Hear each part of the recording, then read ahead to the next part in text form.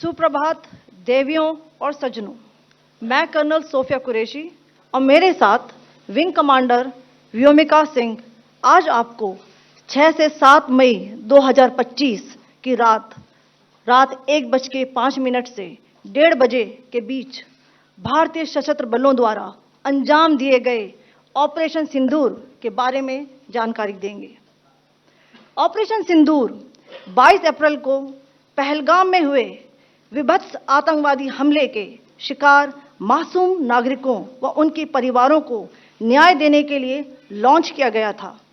इस कार्रवाई में 9 टेररिस्ट कैंप्स को टारगेट किया गया और पूरी तरह से इसे बर्बाद किया गया।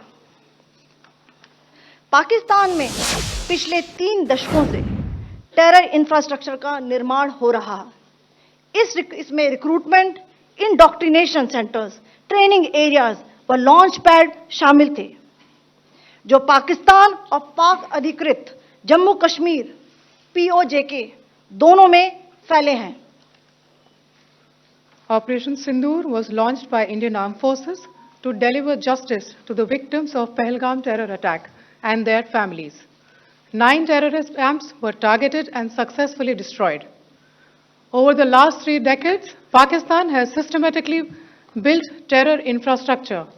It is a complex web of recruitment and indoctrination centers, training areas for initial and refresher courses, and launch pads for handlers. These camps are located both in Pakistan as well as Pakistan-occupied Jammu and Kashmir areas. Some of the well-known training camps are located, as you can see on the screen. They are distributed from Savai Nala in the north, counting to approximately 21, ending at Bhagalpur to the south. इन लक्ष्यों का चयन विश्वसनीय intelligence सूचनाओं के आधार पर हुआ ताकि आतंक गतिविधियों की रीढ़ तोड़ी जा सके और यह खास ध्यान दिया गया कि निर्दोष नागरिकों और सिविलियन इंस्टॉलेशन को नुकसान न पहुंचे। The selection of these targets for Operation Sindoor was based on credible intelligence inputs and role of these facilities in perpetrating the terror activities. The locations were so selected to avoid damage to civilian infrastructures and loss of any civilian lives. This was done with due diligence, and the camps selected for targeting and their engagement will now be shown to you one by one. POJK के target मैं आपको बताना चाहूंगी। सबसे पहले सवाई नाला camp Muzaffarabad, जो कि POJK के लाइन ऑफ कंट्रोल से 30 किलोमीटर दूर है। यह एक लश्कर तौयबा का ट्रेनिंग सेंटर था। 20 अक्टूबर 2024 सोनमर्ग, 24 अक्टूबर 24 गुलमर्ग, 22 अप्रैल 2025 पहलगाम, इन हमलों के आतंकियों ने यहीं से प्रशिक्षण लिया था। सैयदना बिलाल कैंप मुजफ्फराबाद, यह एक जैश-ए मोहम्मद का स्टेजिंग एरिया है।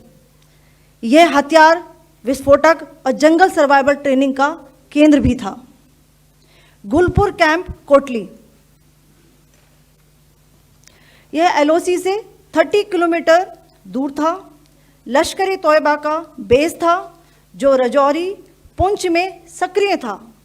20 अप्रैल 2023 को पुंछ में और 9 जून 2024 को तीर्थ यात्रियों के बस हमले में यहीं से आतंकी को ट्रेन किया गया था।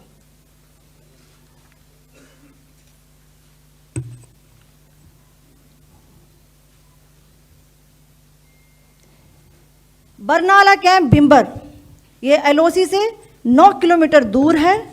यहाँ पर हथियार, हैंडलिंग, IED व जंगल सर्वाइवल का प्रशिक्षण केंद्र था। अब्बास कैंप कोटली,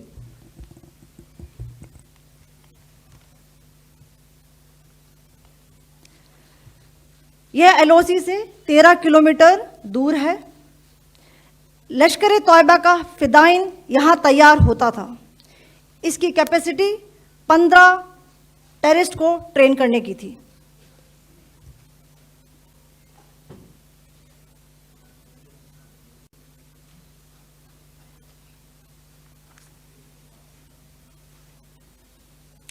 अब मैं पाकिस्तान के अंदर के टारगेट से अवगत कराना चाहूंगी। पहला, सर्जिकल कैंप सियालकोट। यह अंतर्राष्ट्रीय सीमा से 6 किलोमीटर की दूरी पर है, सांबा कठुआ के सामने।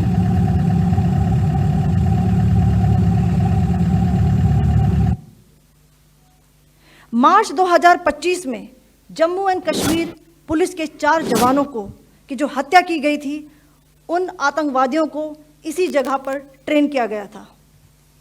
दूसरा, महमूना जाया कैंप सियालकोट। यह 18 से 12 किलोमीटर आईबी से दूर था। हिजबुल मुजाहिदीन का बहुत बड़ा कैंप था। यह कठुआ जम्मू क्षेत्र में आतंक फैलाने का नियंत्रण केंद्र था। पठानकोट एयरफोर्स बेस पर किया गया हमला भी इसी कैंप से प्लान और डायरेक्ट किया गया था। मरकज ताइबा मुरीद के, यह आईबी से 18 से 25 किलोमीटर दूरी पर है। 2008 के मुंबई हमले के आतंकी भी यहीं से प्रशिक्षित हुए थे।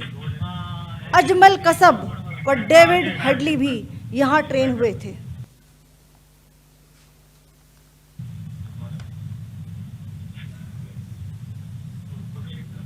आगे दूसरा आया।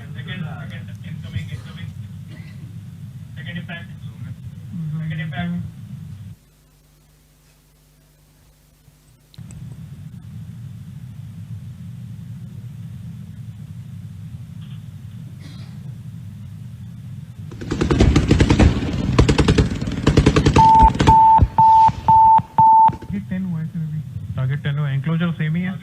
7 it is hit the target.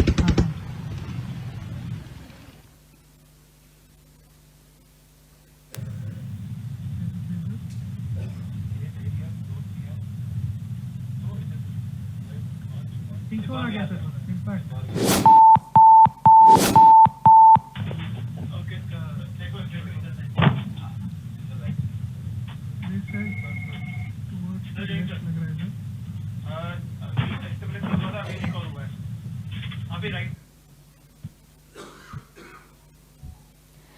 मरकज सुभान अल्लाह भावलपुर, यह इंटरनेशनल बाउंड्री से 100 किलोमीटर दूर है।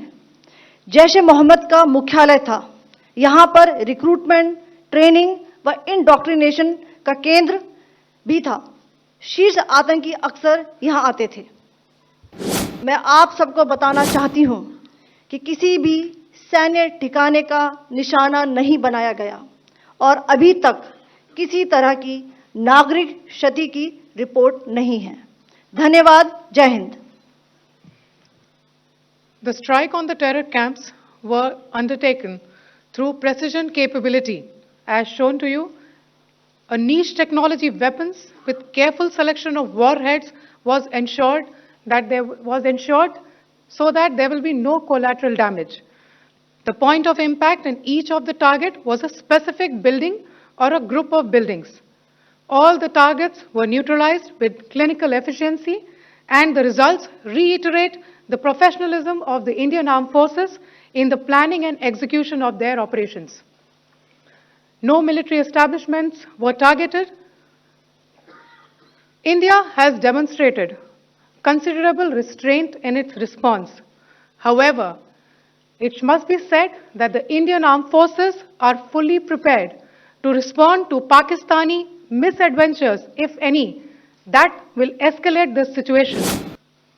Jai Hind, and thank you very much.